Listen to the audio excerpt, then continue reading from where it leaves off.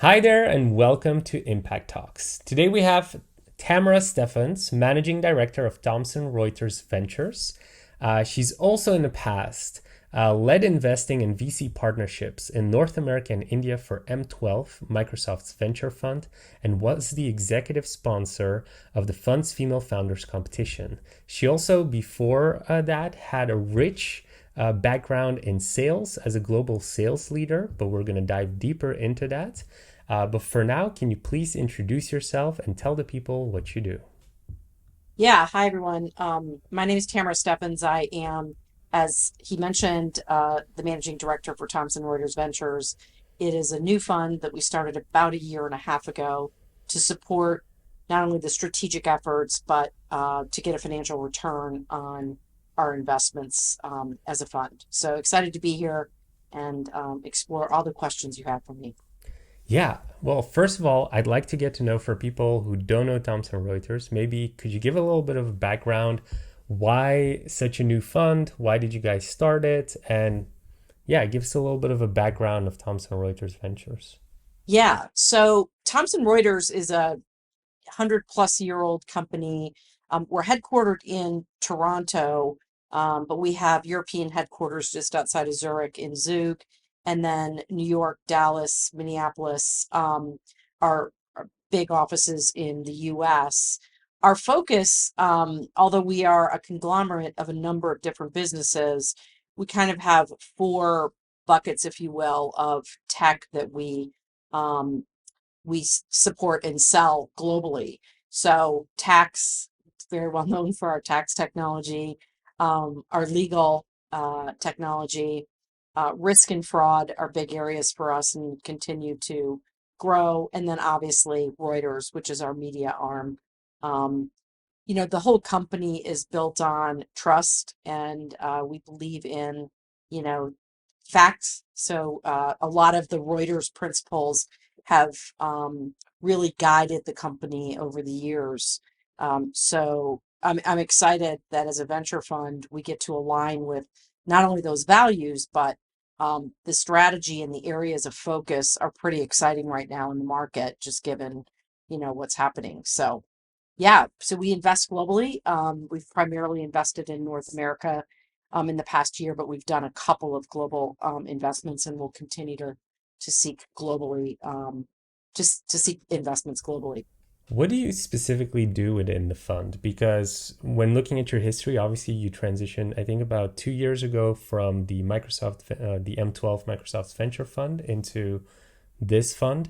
Why? What was the attraction? Because you had a pretty high position also there. So why would you go here?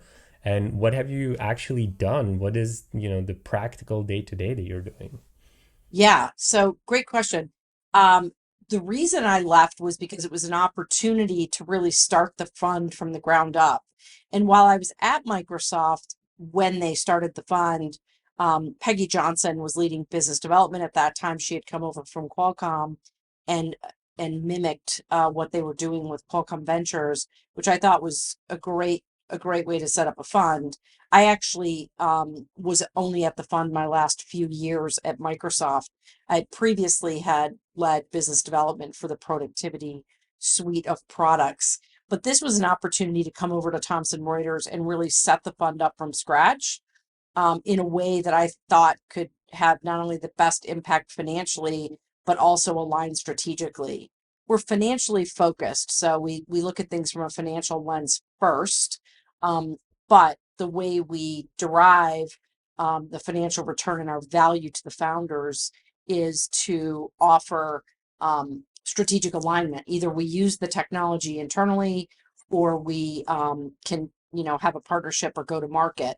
So we work pretty hard to determine the value we're going to add as a corporate venture fund, but we're really set up like a traditional fund.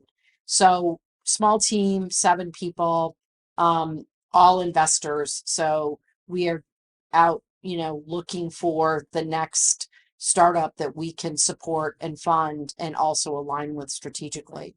Yeah. So I want to obviously go deeper into like your background, how you got here, but I think what's really interesting just from the conversation we're having right now that I'm genuinely interested in is you had the opportunity to set up a proper corporate venture fund. You probably, because of your experience, had a ton of, freedom to do it. Can you give us an idea of what were your first steps getting in there, the first days, the first weeks? What did you practically do to set up what you have today? Yeah, so there's really two sides. One is hire great people, and that's always going to be the case, no matter what you're doing, setting up a venture fund or starting another company. But um, hiring good investors that had a track record of doing detailed diligence. We do the same diligence that a traditional fund does. Our advantage is that we have a lot of people internally, both our engineering teams and product teams, that we can pull in to do detailed diligence. So we needed people that understood the diligence and the financial modeling around investments, right? So that was important to start down the track of hiring the right people. At the same time, half of the battle of setting up a corporate fund is letting people know you have a fund, right? And what your thesis is. So at least, in the beginning, having even a skeleton, if you will, of what thesis in tax, what thesis in legal, what thesis in risk and fraud do we want to invest in and in media. So trying to determine what those theses would be and how they would align to the businesses. So I spent a bit of time in my first month just understanding all of the products that we have and areas that we could augment. Because right now, what we're trying to do, and we have been trying to do for the past year and a half, is find technology that fits into our strategy. And also, if you think about it, like Horizon 3 and Horizon 4, right? That's what a venture fund is doing, because we're not going to return the fund or have exits probably for 5 to 10 years in some cases, depending on how early we invest. So from that perspective, twofold: worked internally to understand the strategy so we could develop the right investment thesis that would align properly, and then two, hire the best people I could find. So on that, so you're hiring the best people. You kept mentioning due diligence. For a lot of our listeners, they're also startups. We actually do have also corporate venture funds, innovation managers, stuff like that, listening. I can imagine due diligence is it's different with almost every investor. What were you specifically looking at, especially having legal and tax in the background of Thomson Reuters? What is due diligence for you guys? I think the one big difference in a corporate fund like Thomson Reuters is our diligence does involve how can we help you, right? Because everyone can write a check, everybody's money is green, but where does that help actually drive revenue for that startup or drive engineering help? So some tech we look at and we know we can use it internally. And so we may bring it in and run a very quick technical pilot, a matter of days, to determine, can we use this? Could we be a great customer? Could we be a reference? Could we help them with engineering? So I would say the difference in diligence is we have that extra step of trying to determine where we're going to add value and aligning that with the founders to make sure, yes, in fact, we can go to market with your product or with your solution, or you can sell with our solution, or we can integrate with our solution. So we have a lot of legal and tax solutions, particularly now in the age of AI. We have great data sources, right? And so how can we align with technology where our customers who are already using that technology can then take advantage of new technology? So when you say the people you are hiring can do extra due diligence, is that just them knowing the organization very well and then which software can be used where? Yes, they have to know the organization pretty intimately so that they can figure out where to go to apply the right resources to that diligence. So I would say that's key. Now, we hired all outside investors, so they were early in career as far as venture, but understood what needed to happen from a investment memo perspective, from a research perspective, and how to utilize the resources we had internally to develop those memos. It's in a large fund, although our fund is large from a dollar perspective, because we do early stage and our check size is generally, 3 to 7, which is a decent check for a corporate venture fund. We still have to do the same level of diligence that a traditional fund does, right? So all of the financial modeling, what's the exit analysis on this type of tech? But we have the added advantage of asking internally, like, what do you think? You're seeing this, what are we doing? What's our roadmap look like? And does this align? Can we help them, right? Is it something that we benefit from and our customers would benefit from? So I think we have an advantage in a way from a diligence perspective because we have product experts and engineering experts that can help us, align the strategy and invest based on our thesis. Yeah, that makes a lot of sense. So then the other thing that I wanted to ask, so that was the first due diligence, but then you start talking about getting your fund out there, almost marketing your fund. What did that process look like? Because when I go and I look around, especially like with startup funding event and stuff like that, people do events, people go to events, they organize webinars. What did that look like for you? Yeah, it's interesting because I actually thought it was going to be easier than it was at Microsoft because of Reuters. I'm like, well, we're a huge media. This is going to be great. Um, Unfortunately, we we have a very strict trust principle. And it's not really, and after the fact, I agree with it, but it's not like Reuters can go out and write articles about our fund and write articles about our investment because it would be biased and it would appear biased. Even if it wasn't, it would appear biased. So we don't do that. So we have to really, we do use some outside marketing help, some outside resources to help us get the right speaking engagements, understand how we can get the brand out there. Um, and, the team itself, it's part of when we interview people, we're like, okay, you got to make sure you're willing to network and not only go to events to share the TR Ventures brand and what our thesis is, but also, host. Next week, we're actually hosting an event here in New York, just an AI breakfast for fintech founders and investors.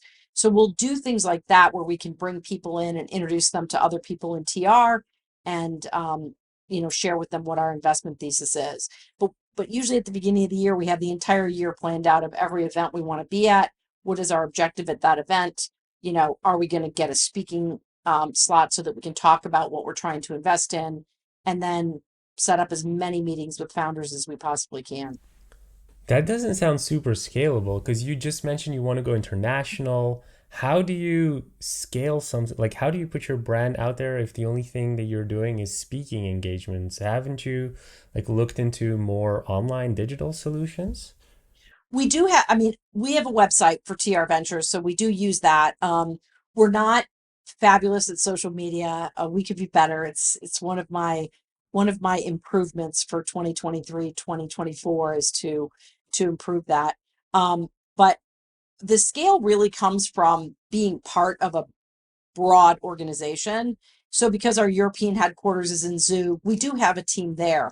Um, so really the beauty of being in a corporate fund like Thomson Reuters is we do get a lot of leads and a lot of people in the field and in our other offices sharing with us startups and they attend events too. So they bring back a lot to us. So I feel like even though it's a small team, we're 25,000 people globally. So I do get that reach and that advantage from, the rest of TR. So basically, you've leveraged all the employees within Thomson Reuters to really get the message out there for this specific fund. Yeah. I don't know if I would say all, but a Yeah, lot. a lot. Yeah, we really do. And it's great. We do a lot of internal webinars and internal discussions as well. So, any opportunity we can have as a fund to send out the message broadly to TR, we take advantage of that. Our CEO is great about, bringing up what we're doing on earnings calls and internal calls and, just continuing to push that we have a fund. The purpose of the fund is to make sure we're looking at the latest innovations and technology in the market and bringing that signal back into TR while getting a financial return on the fund. What do you think you'll be doing differently? Because now you guys are maturing, going into year two. Do you think you'll do something different or add on something to scale further even? I think we will, we did add a resource this summer, and we will likely add another resource next summer. I don't think as a venture fund you need to be huge as far as people. You need to be smart, right? You need to figure out if you have thesis on what you're investing in, you can quickly eliminate what you're not investing in, right? So, it's a common term in venture, pass fast. But it's really true, right? So I don't think we have to add a lot of people. I think one of the things we decided early on is we did set aside some of the fund to do follow on, right? So we can do pro rata, but we're only doing pro rata on investments that have shown promise, right? That are doing well. And we're very clear with founders on that. Like we're gonna pro rata, that's our intent. But if you're not meeting the objectives, then we will not. We're not going to do follow-on investment if we're not hitting the numbers. And I don't mean hitting the exact numbers. I mean we want to see, positive momentum moving forward so that we can double down on our investment and that makes sense. Yeah, I want to ask more questions about the startups. Last question though on this one is you mentioned events. So you're starting obviously a new fund. Well, it's not a new fund anymore. So you're hitting 2 years. What kind of events like are on your calendar? A lot of these events, a lot of investors go to, but it'd be interesting to hear you starting a new fund. You're clearly picking out specific events and putting them on your agenda. What are some of the 3 or 5 biggest ones you can recommend that startups can visit as well? Um, I do think Collision in Toronto, which is in June, and then Web Summit, they're actually done by the same company, Are are you both. are you going to be in Web Summit? Yeah, yeah, Oh, we will attend Web Summit. So, my team is and it coming was as well. that's great. I look Yeah, forward to seeing you there. yeah, we should. Um, yeah, that would be fantastic. It's really great because it's super early stage company, so it really gives us a chance to look at some tech that I would consider seed or pre-seed, which um, we were not really a seed investor, although we've made a couple of seed investments. We traditionally look at Series A, but I love seeing that super early stage. I mean, some of the companies we talked to last year, we're still talking to, right? They were early stage, but you know what? They're going to probably be Series A in 2024. And that's a good fit for us. So getting out there early and making sure we meet those founders and keeping in touch. We can also do a lot as far as partnerships or engineering at that stage. So even though we may not invest at a seed stage, there are early stage partnerships we can form or engineering discussions that we can have where we can start testing the software, being a customer, or potentially even going to market early. When you say engineering things, I'm thinking Thomson Reuters. I know Thomson Reuters more from the media perspective, but what kind of engineering would that be? Well, we have engineering, software engineering and product engineering for all of our tax products, all of our tax software, all of our legal software, our legal solutions, our risk and fraud solutions, which we sell to banks and US government and others. So we have, large engineering teams, um, in Toronto, in India, in the US. So yeah, it's probably good portion of our company is engineering. Makes sense. Okay. I had a question about the startups. We have obviously the name says it's Startup Funding Event. We have quite some startups listening as well. Do you have stories to tell about cool investments you guys made or investments that you think are the next big thing, where the future is going? Anything to share on that topic? Yeah, I mean, we've done 12 investments so far in our first year. We do 10 to 12, I would say 10 a year. Um, and it's interesting. We've done investments now in tax and legal and risk and fraud. We haven't done any media investments yet, but um, you know, we've looked at a lot of tech and media, especially as it relates to AI. So I think they'll be forthcoming. As far as, you know, being I did 6 startups. The last one sold to Microsoft, which was Acompli, which is, Outlook Mobile on your phone now. Um, I think I have a lot of empathy and understanding for founders. It's really hard to start a company, right? And um, I think choosing board members and board observers that align with the company and the values and fit with the founders is really important because they're going to be sitting at that table for 10 years. So, my advice to founders is always, invest, take money from people you want to have dinner with because it's a long, long road. So that's it. I mean, I think I've done everything from, the first startup I joined was software.com, and no, we didn't sell software. We did sell software, but it was only email software. Everybody thought we were a marketplace for software. Um, but we never raised money, right? We ran the company from the very beginning, as a it was a well-run machine. And there were times we were concerned about, what's our runway.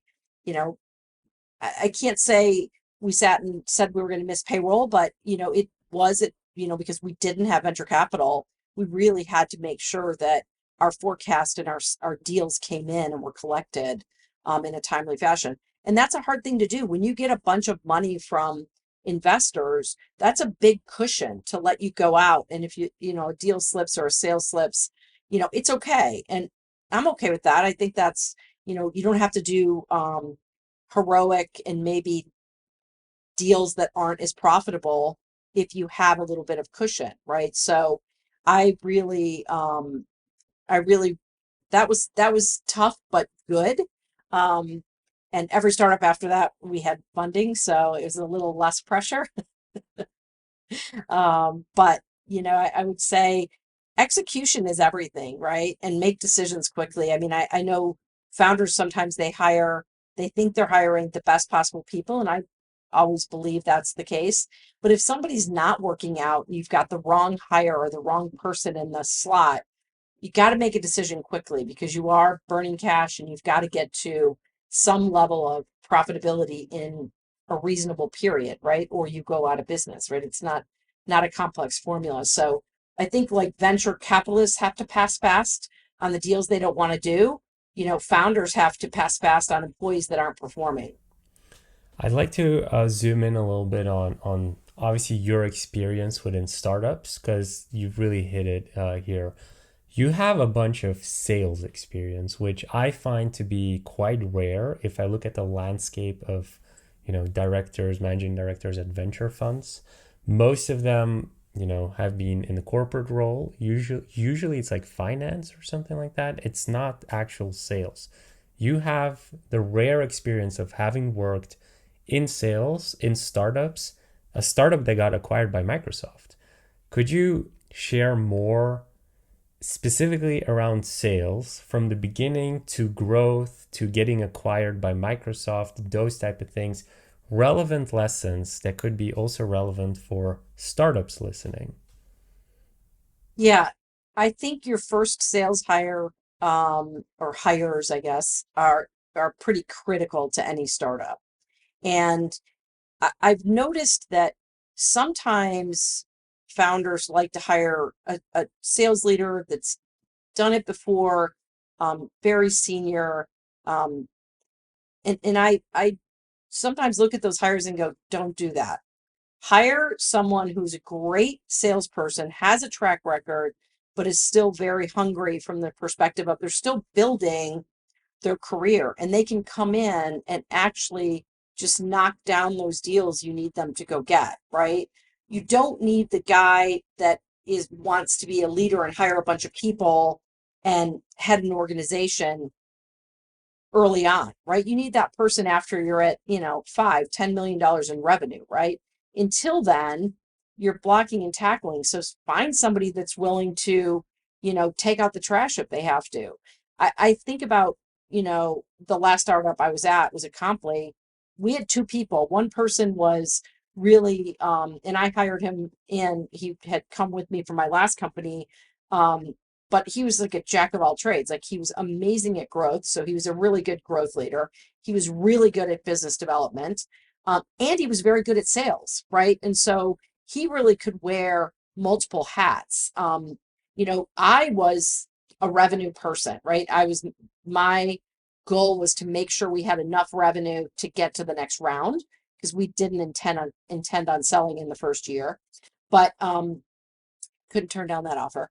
Um, but the reality is somebody who's willing to actually go write the contracts, like really do the work, make the call, get on every call. And I think when you're hiring early in a startup, you got to be willing to do everything, right? Whether it's sweep the bathroom or, fill the refrigerator. Um, you gotta you gotta hire people that are willing to be part of the team so that you can get to the next level, right? Like you and I were talking before we started this, and I use Android. I'm a big Samsung fan, and not a lot of people use Android in startups. Most people will use Apple. And so there'll be, two or three people that are using Android, and, the other 10 in a small company are using Apple. So if you're developing software that sits on both Android and iOS, guess who's doing the QA? It's the people carrying the Android phone, right? And so um, a lot of that is done too, where I would say, let me help QA this release. Let me help, look at what we're doing next, because what that did was help me sell it, right? So if I was part of, and I sat right next to the engineers, right? I was sitting right in the mix. So when I was talking to customers and making sure we were getting our deals done. And I had a question, I could literally turn to my side and go, do we do that? So I really think finding people that mesh and are willing to do multiple jobs early on is super important. Can we get a little bit more practical on that then? So you said you were hired in that startup, and then you also hired your colleague, and then basically you guys took it to the next level where you were hitting those revenue numbers so that you could get to the next round. What does that actually look like? So you get into the company. Does the company provide a list? Do you guys go get leads, start calling companies? Do you have a network that you're using? Like, what does that look like in that type of startup scenario? Yeah, all of the above. We did have in every company I was in, we did have fairly strong marketing leader. And usually early stage marketing leader, marketing person understands lead generation. That's kind of key. And there's different types of lead generation, right? How do you go get those leads? Is it via references? Is it via, case studies? It depends on the product and and who you're selling to, right? If it's big enterprise, high ticket items, you need references, case studies, probably the ability to do proof of concept, which is all key. And generally, marketing can help you with the leads. But I do think, again, early stage, first few years of the company, your sales leader or sales person head needs to be able to generate their own leads, cold call, network, and find ways to really promote the product on their own, right?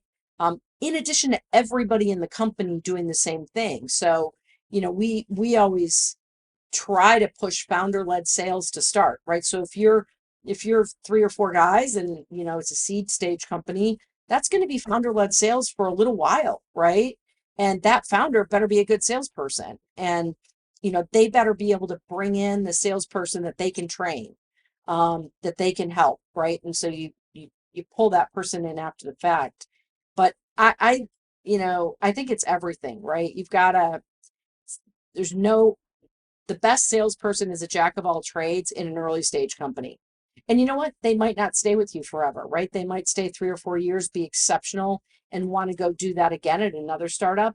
That's fine. That's when you can bring in, a chief revenue officer or head of sales that then understands how to hire a bigger, broader global organization that will take you to your Series C and beyond, if you will.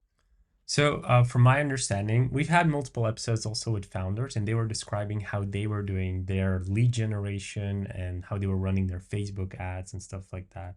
Could you maybe share the tactics that you used to do to get leads in, or how you would approach the cold calls, but also how that's changed? And obviously, you're now on the other side as the investor. You're probably looking at some of these startups who are doing lead generation and sales. And what are some unique things that they're doing now that you didn't used to do that is maybe better? Yeah, I do think that at least for consumer, and I did a couple of consumer-based startups, um, the influencer and creator world is pretty important, right? And so, we didn't really have the ability to use, TikTok or, Facebook. Yes, I would say that was, the way to get the biggest bang for your buck from an ad perspective. Probably still isn't bad on the consumer side, but there's, between Instagram, which I know is still Meta, um, and a TikTok, you're going to find newer, better social media plays that I think would drive, depending on the category as well. So, what is your end user, right? If your end user is Gen Z, Gen A, yeah, you gotta figure out, how to use the social media that they're looking at every day. And I would say we didn't really have that in any of the companies I was at. Um, so you really had to kind of use a number of different tactics. On the consumer side, you could use Twitter, Facebook, YouTube a little bit back then, Google search, right? Like SEO optimization, super important, right? And how to do that. That's a lot of that's getting automated now, right? So if I look at, we've been talking to a really cool company out of Europe that like uses AI to do SEO optimization automatically, right? So not only do they help you generate the copy you need for your ad or your marketing, they will then automate the testing and actually change the copy to make sure you're getting, the best search optimization you can. Yeah, we didn't have any of that, right? We were just constantly looking at it, trying different design and different approaches. So I think I do, and I know AI is over discussed at the moment, but it is a game changer, I think, for startups, especially when you're talking about marketing and getting brand out there and, you know, perception in the industry. You can do a lot with very little now, which is awesome. So you're mentioning influencer campaigns are basically your go-to when it comes to consumer marketing strategies. Yes, I think on consumer for sure, on consumer. And on enterprise, it's really different, right? Because I do think that the conferences, like we actually, fortunately, Reuters and Thomson Reuters, we Reuters has a big events business themselves, and we are able to attend some of those. And then Thomson Reuters has a big tax conference and a big legal conference. So if your solution fits into those markets, that's a great opportunity because you can actually pull in, those customers and those experts in those areas pretty quickly. But a lot of times it requires, you got to be able to demo your product, come to the table with a case study so they understand how it works. But those are good opportunities to get the solutions out there. Really targeted conferences based on what vertical you're trying to attack. Interesting. So if you would be starting a startup today, if it was consumer based, you'd be looking into influencer marketing campaigns. But if it was enterprise focused, you would target specific events and make sure that you have a table there. Is that what you're saying? Yeah, a table or a booth, if especially if you're starting out where you're verticalizing the solution to begin with, right? So you have a new solution and you're going to start by selling it to legal, or tax. In our case, we know those both pretty well. Then make sure you're at, the CPA AI conference, right? Or the conference that is targeted to that vertical you're going to go after first. It's it's common sense because it's done very well with health tech startups, pharmaceutical startups, very easy for them to understand where they need to be, right? Sometimes in enterprise software, it's not as easy, right? You can pick something broad and you may not get as much impact as if you picked a verticalized conference that you can actually, if that's where your solution has had the most success, go there, capitalize on that, keep building your references, and then step up to the next vertical that you want to attack the same way. Have you had also founders? I see them sometimes on stage of start funding events. You have the ones that go to every event, but then you also have the ones that go to no events. and they run campaigns, maybe Facebook ads or whatever, Instagram ads, LinkedIn ads. And that's basically how they, have calls, bookings, maybe they do cold email campaigns. Have you also seen that part work or that strategy work? I have. Again, I think that works better in the consumer space. If you're doing enterprise SaaS and your average contract is six figures, right? Or above $50,000. I think the founders generally get out there to start, sharing what their product is doing. After a year or two, if they've got some big references and wins, they can probably back off and let their marketing and sales people go drive those deals, right? So you don't need as much founder-led sales. But in the beginning, I think you do, right? And again, consumer, you can take a totally different approach. You can try to go viral in a number of different ways using social media, and that will work for you. You don't need to go out there. Yeah, I mean, we've been to Web Summit a couple of years now, so I do believe like you have to pick out a couple of events and really just always be present there. This it's quite refreshing actually to hear it, especially at how strategic you're going to specific events.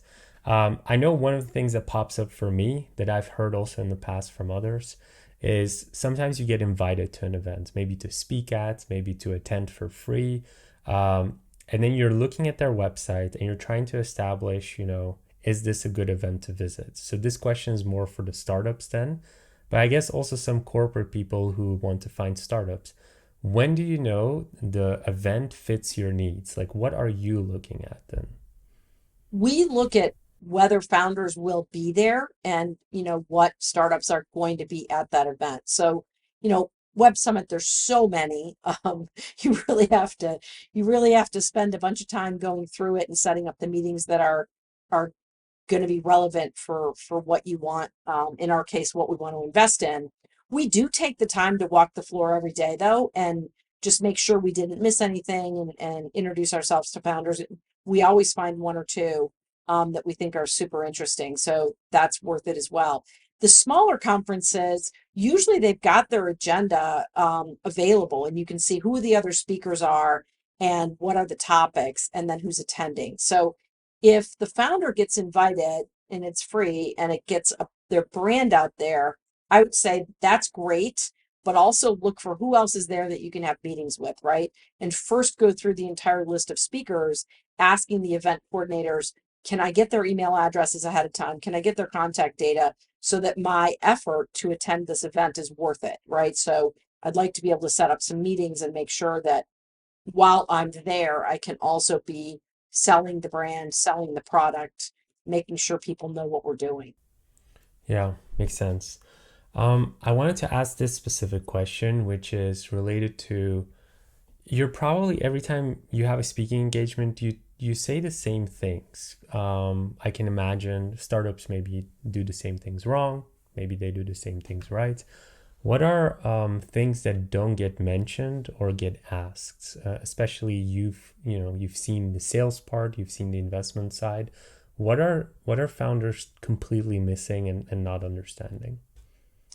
It's funny because and you and I have talked about this before, is like, I think because I started in startups in the late 90s, um, I've seen the highs, the lows, the highs, the lows, and it's a pattern, right? And I think one of the things that started happening again in 2020 and 2021, shockingly during a pandemic, people were getting overfunded and increasing their burn, and to the point where it just didn't make sense, right?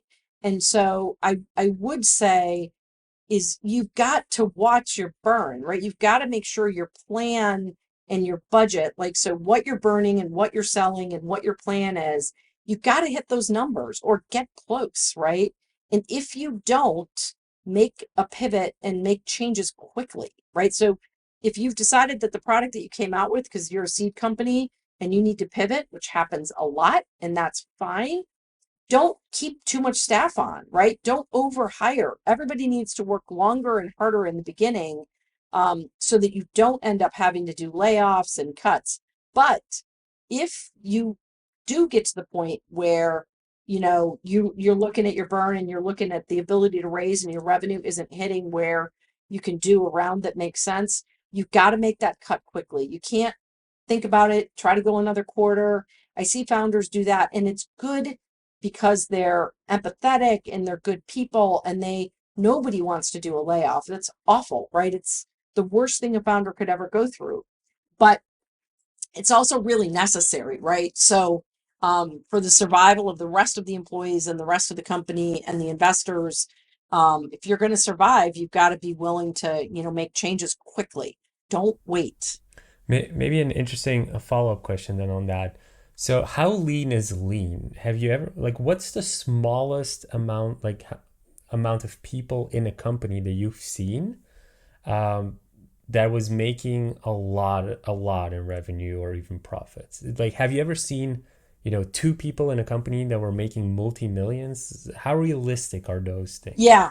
Yeah, I have. It's funny. Usually the two people making millions, it becomes a lifestyle company, right? Because why? If you could do it with two people, you certainly don't need to get investors and raise money and just keep it and keep going. If that's your strategy. But if you really want to get to, a sale of the company or an IPO, you're going to have to get to a fairly significant number from a revenue perspective. So it's different. Could you But talk about like some of these companies that you've seen? What was so unique about them? How did they get to those levels? Yeah, it's funny. One company we invested in early on, seed stage company, out of Y Combinator last year. And, we started talking to them. We loved the tech. We thought, wow, we should be able to use this internally. Um, and we liked where they were going. I mean, before they even graduated from Y Combinator, they had a couple $1 million in revenue, right? I mean, this is like four guys, four people, I should say. I don't know if it was all guys or not now that I think about it. Um, but wow, I mean, we don't usually invest in seed. And I'm like, okay, this company has as much revenue as some companies that are raising, a Series A. So, and the reason I think they got a real head start is they were both very experienced founders. They came from um, they came from Nielsen actually. So they knew what they were trying to build in the market. So they had some experience. So I think getting to product market fit and they've still made a couple of jigs and jags to get the product better and get bigger customers over the last year. So it's not like they kept it exactly the same from the beginning because you generally don't do that as a seed, but they knew what they were doing and what problem they were going to solve right away. And they were able to take that into market. And I think because of their background and that done, they'd also done another startup before, they could just get there really quickly, right? There's a reason why VCs keep backing serial founders. So the guy that sold his company, the guy that sold four companies, the guy that did, guy gal, right? It's I always say, gosh, VCs just keep doing that over and over again. The serial founder on his third company can go raise money without even having one line of code written. Um, but you know, I guess my question is because we have a lot of listeners who are also young. Is there a specific age that you see, at that age, they're really successful? You mentioned four people were in that Y Combinator startup. What age were they? Were they young? Were they, older? What's an average age of like a good, experienced, successful entrepreneur who knows how to put a product into a market? I don't know if there's an actual formula for that. I mean, I've heard everything from, VC saying, I'm not going to invest in somebody who's over 30 to, and that was years ago. And I don't think that's proven, 100% successful, right? So, I mean, in the company we invested in last year, I'm going to say they were early 30s. They had done another startup that was successful. They did exit. So they weren't, right out of undergrad or grad school. But um, I don't know that there's really a formula for that. I mean, There's a company we're talking to now. This founder has done 4 startups, so he's probably in his 40s. Might even be 50. He looks young though. So, um, but I don't know that there's a formula for, this age makes the best startup founder. I would say it's hard on somebody who's, starting a family and, you know, early in their life, but, supportive partner usually makes for, a great founder, right? So, because it is hard, right? You're eating, breathing, and sleeping, that company when you're getting it started. So, sometimes it's better when, you're doing that early on, but you don't have the experience when you're super young either, right? So, you need good mentors, good board members, good people around you to give you advice and support you. If you have that, I think you can do it at any age. What do you look for in a good mentor or a good advisor? Well, it depends on what the founder's strengths are. So if it's a great engineer and understands product and he understands or she understands how to do that, then they probably need somebody that understands go to market, right? How to set up sales, pricing, what's the messaging you want to get out to the market? How do you want to, push that out there? But if it's a founder who actually is a non-technical founder and really good at sales, then they probably need, board members or advisors that are very technical and can support them from, that perspective and advise them there.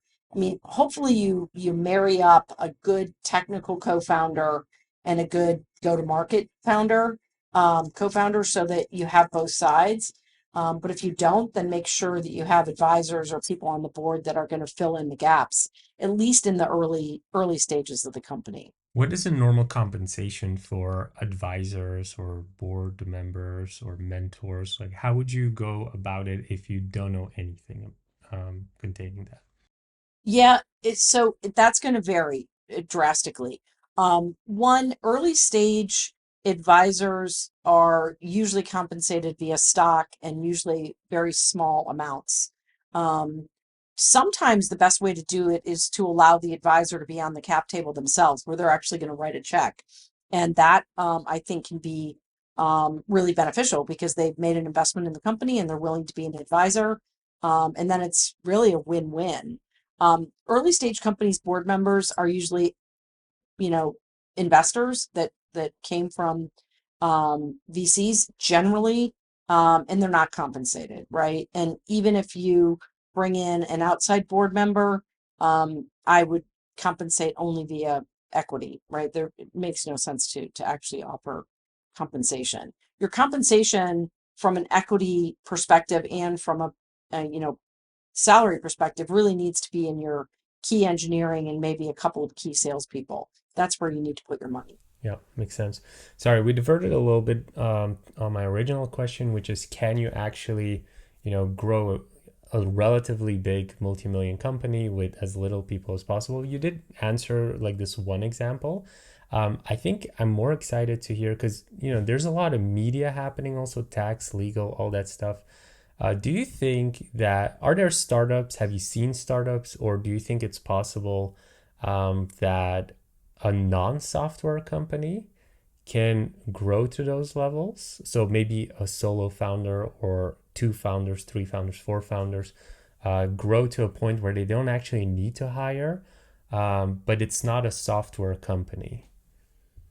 So I guess I asked back the question back to you, like, what type of company would you like? In the media space, I'm thinking right now, just off the top of my head, I've seen a lot of YouTubers. I've seen a lot of content writers, people who've set up blogs, the likes of Tim Ferriss and stuff like that, who've basically become these massive media houses like Mr. Beast.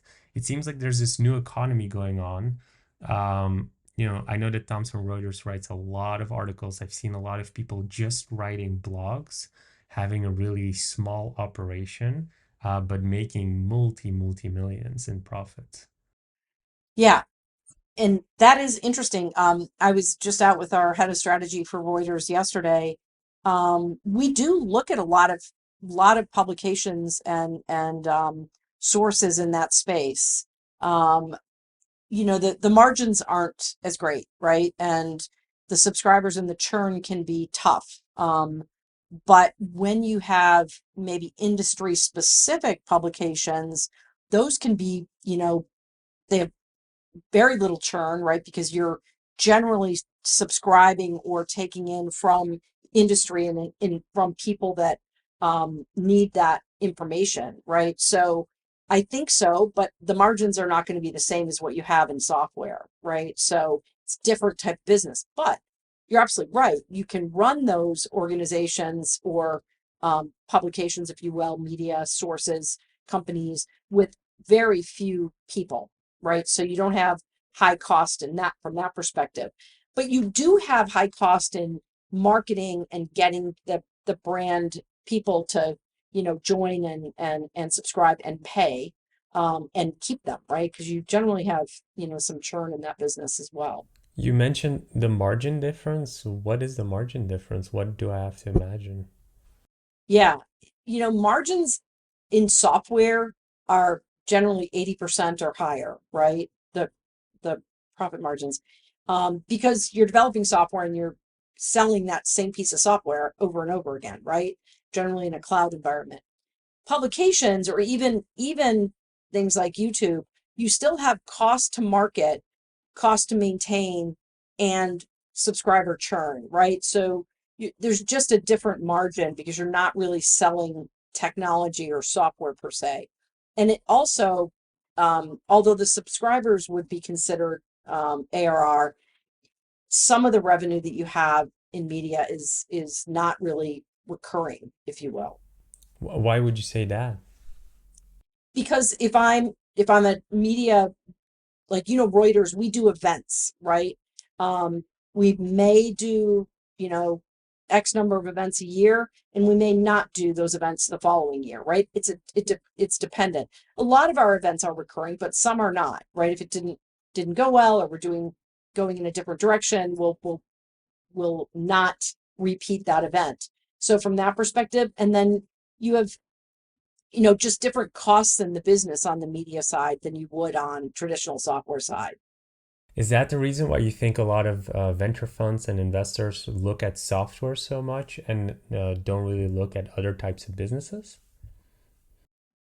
Yes, I think that's true. I mean, you'll have more investment on the enterprise SaaS side or consumer software side, I guess, if you will. But um, I read just recently there was a lot of venture interest in footwear, right? There's people are crazy for different types of sneakers and different types of shoes, and even you think about what is trendy from a fashion perspective. I think there is space for venture in some of those areas as well.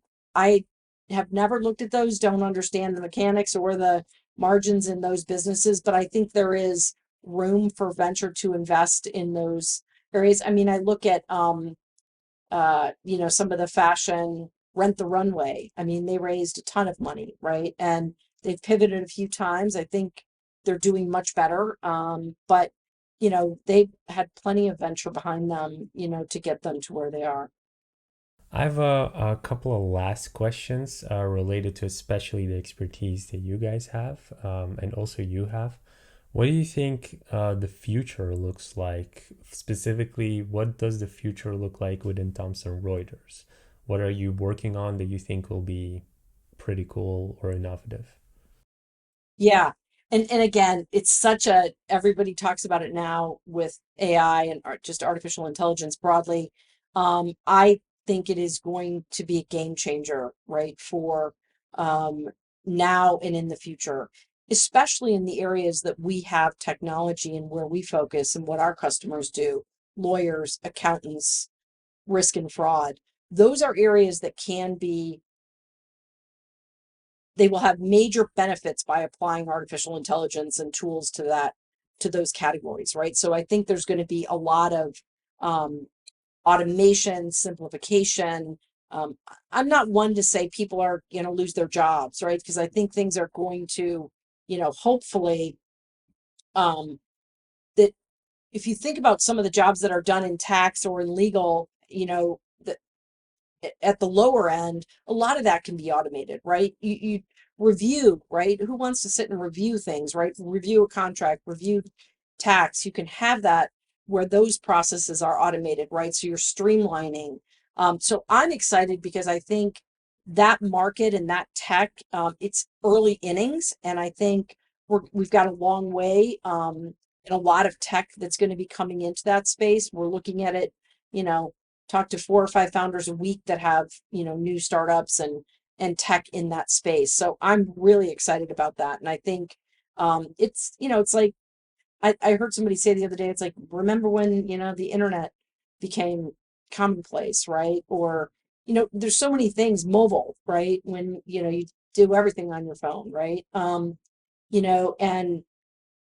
I was there then too. Yeah, So what specific tech are you really excited? So AI is very broad, but like what do you think you've, because you're talking to founders, have you seen like one technology or software that pops up that comes up to your mind that you're saying, wow, if this one definitely has the potential to change something. I don't know what. yeah. I mean, I think there's actually more than one. We're working with a company we haven't announced yet that is doing artificial intelligence applied to like tax research. And if you think about how difficult it is and how many tax codes we have and how often they change, which is like daily, if not hourly, um, how do you track all of that and make sure that the corporate tax or even small business tax or personal tax, that they're done properly, right? And that, you understand and you're not, doing your taxes incorrectly, right? And so you know, can you apply artificial intelligence to that so that you're automating and informing the tax person, the professional, to be able to do it not only faster, but they're not making any errors, right? Often people, whether it's legal or tax in those two categories, they're not they're not intentionally making an error, and they're not, looking at it and missing an error, right? There's new information that comes out, right? So particularly in the case of tax, right, with new codes, new tax rules, that's really important. And on the legal side, it's precedent, right? It's case law. What's happening out there, so that it's real time, so as a lawyer, what's the latest information I need that I can apply to this case, to this problem, to this, tax problem. And I think that is super exciting, because a lot of it is, yes, you had good search, you do have great data sources, those are available today, but how can you take those data sources and automate the entire process? Because what's your opinion on, for instance, ChatGPT in the legal side? There's a lot of things popping up in the news nowadays. You have a unique perspective with AI and, being Reuters and stuff like that. What's your opinion with that? I think everybody is going to use it. And we just closed our acquisition of Case Text actually today. So we're super excited about that. AI forward, um, startup that we think has, really good application of AI in legal. Um, so I would say, yes, there's been some press that hasn't been great on it, but I think it's because if you trust ChatGPT to just go out there and pull stuff off the web and you think it's going to be accurate, that's a problem, right? Because if you know the data source that ChatGPT is pulling from, it's not always accurate, right? It's everything that's out there, and a lot on the internet is not fact, right? So you're going to have the wrong, but if you're using GPT-4, GPT-3 even, against a data source that you know and trust is accurate, then you don't have an issue, right? Because you're pulling from a data source where that data is already accurate. So now I'm pulling the data using AI into my process, into my contract, into my, casework, that makes sense, right? Because it's coming from, in this case, it would be coming from Thomson Reuters, right? So then I think you're fine. I think just pulling any data from the internet is probably not good, no matter what you're doing, right? I mean, do you always believe Google? I don't. Is that what the new startup is doing? The new startup that we just acquired is built more fundamentally in infrastructure layer using GPT-4 and trusted legal data sources to help with um, litigation, case law, etc. And now, their technology, which we think is amazing, will apply that to our own data sources as well, right? So that, we give an AI interface to all of our customers that use our trusted data sources today. Yeah. Okay. Yeah, that is a really cool technology. We're kind of nearing the end already. Before we get there, I have like some final questions. My first kind of final question, we're at the end, is there any tips that you could recommend for people on the corporate venture side, but also for startups who are interested in this space? You know, I think corporate venture is one becoming more reputable and more trusted across the board. I think founders are finding out that having corporate venture, on your cap table, if they can help you, right? If they can help you go to market, if they have engineering resources, not just money, I think can be very, very valuable for early stage companies. As I said, we invested in a tax company that is really a seed stage, and we're helping incubate it, right? Where we have, tax professionals and engineers that are helping test, and give them data sources to train their models, which I think is really important, right? We can help incubate some of the tech early on. So founders need to think about that. Like, what is this corporate venture fund going to do for you? So that's important. But overall, founders, any fund, any VC, it's the same question. What are they going to do for me now and in the future? And there are certain, VCs that do really well in the seed stage because they know how to help incubate a company and get them to their Series A and beyond. And that's what they do. They invest early. They specialize in seed. And I tell founders all the time, go find seed investors that know how to do this, right? Same for Series A, B, and C, right? Pick the VCs that understand those um, stages and go with the one that you think is going to get you to the next stage, right? So each time you're picking a partner that's going to get you to the next stage. Yeah, I think that's a really good tip. Is there any final words you'd like to share, things where people can find you, and also maybe final words? Yeah. My final words are I should, listen to my expert podcast host when he tells me what microphone and what headset to use. So sorry about that, everyone. Um, and, anyone can reach out to me. I'm Tamara dot Steffens at tr.com. So if you've got a great startup and you want us to take a look at it, knowing our three big areas of focus, we'd love to hear from you. I'm at Tamara Steffens on Twitter, and obviously anybody can reach out to me on LinkedIn as well. So really appreciate the opportunity to talk with you and kind of go back and forth about what's happening in venture and particularly what's happening with TR Ventures. Any final things you want to mention still, things you haven't mentioned that you wanted to mention on this interview? I don't think so. I think it's interesting. I'm happy to see that valuations have come down to reality. I think it's good for founders. I think it's good for investors. It's important that we're not, in some inflated environment that was tough to get through in 2021. But for those that raised, good for them. Hopefully they can get to the valuation that they had. But no, I'm happy to be continuing to invest for Thomson Reuters and just love being on the venture side of the business. Great. I think this conversation is was great. I think there's a lot of golden nuggets here. We'll leave everything in the description, so if people want to reach you, they can, and everything will be described in the title and the description. I want to thank you for coming. I really appreciate you being so honest and sharing a lot of strategies and tactics and how you set up your fund. And hope to see you at Web Summit. Yeah, definitely. We'll see you there. If you liked this episode, you can check out our most recent one here. And if you haven't already, make sure you click here to subscribe and see the next one.